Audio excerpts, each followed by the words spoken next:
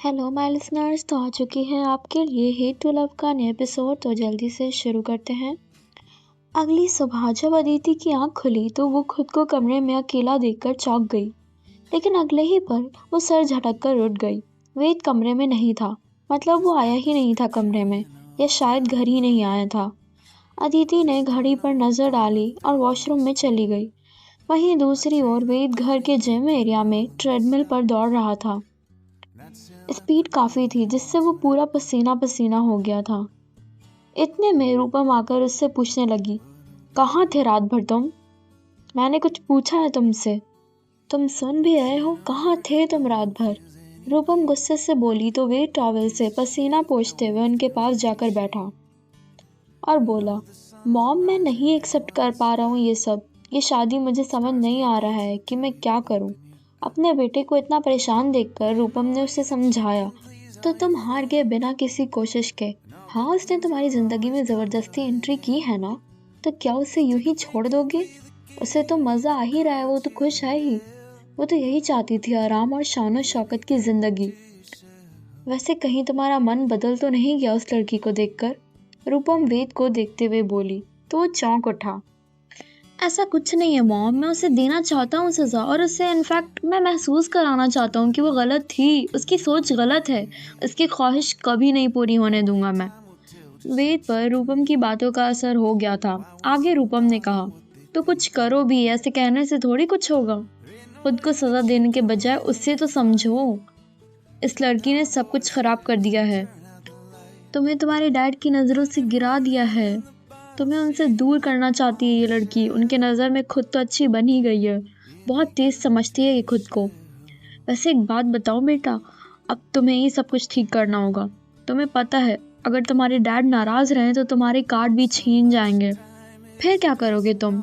अच्छा, आप जाओ और तैयार हो जाओ, ब्रेकफास्ट पर मिलते हैं। रूपम की इन बातों के बाद वेद का गुस्सा और बढ़ गया था। उसने मन ही मन खुद से कहा, तुम्हारे कारण, सिर्फ और सिर्फ तुम्हारे कारण मेरा सब कुछ छिन रहा है अदिति। मैं तुम्हें छोड़ूंगा नहीं। वेद गुस्से से हवा में हाथ मारता हुआ अपने कमरे की तरफ बढ़ गया। अदिति भी तैयार होने में लगी हुई थी, लेकिन सारी सारी तो उससे बनने का नाम ही नहीं ले रही थी। वेद आया तो अदिति बेड के साइड में झुक गई, झुककर बैठ गई, साड़ी को बस अपने शरीर पर लपेटे हुए। अब उससे रोना आ रहा था। उससे अनीता का ख्याल आया और उसने उन्हें बुलवाया। जब अनीता आई तो उन्हें देख अदिति साड़ी पकड़े ही खड़े हो गई थी। अनीता को उसकी ये हालत देखकर हंसी आ गई। फिर अदिति को साड़ी पहनाकर अनीता चली गई और अदिति बाल संवारने लग गई। उसके झुक जाने के कारण वेद उसे देख नहीं पाया था और वो वॉशरूम में चला गया था। अदिति जाने को हुई ही थी कि तभी वॉशरूम से वेद की आवाज आई, साथ चलेंगे, रुको भी। अदिति उसकी आवाज सुनकर ठहर गई, लेकिन वेद तो कुछ ज्यादा ही वक्त लगा रहा था। अनीता इस बीच उससे बुलाने भी आ गई थी। अदिति मैम, जल्दी आइए, बड़े साहब आप दोनों का इंतजार कर रहे हैं। वेद तो जैसे जान के निकल ही नहीं रहा था। अब बहुत हुआ, मैं जा रही हूँ, खुद से ही अदिति बोली और कमरे से निकल गई। वेद बाहर आया और अदिति को कमरे में ना देखकर वो समझ गया कि अदिति उसके मना करने के बावजूद चली गई थी। वो गुस्से में बड़बड़ाया, समझ क्या रखा है इसने मुझे? जब से जिंदगी में आई है सब कुछ खराब हो गया, और अब कुछ वक्त के लिए रुक भी नहीं सकती है मेरे लिए। इधर अदिति सबके बीच चेयर पर बैठी हुई थी, बातचीत हो रही थी सबके बीच। उसे एक बार फिर उसका घर याद आ गया और वो कुछ मायूस हो उठी। तभी अनुज ने अदिति की ओर देखते हुए कहा, जो चाहे पहन सकती हो, यहाँ कोई कुछ कहेगा नहीं। अदिति को बहुत धीरे धीरे चलते देखकर उन्हें समझ आ गया था कि वो साड़ी में कंफर्टेबल तो बिल्कुल नहीं है। अदिति मुस्कुराई।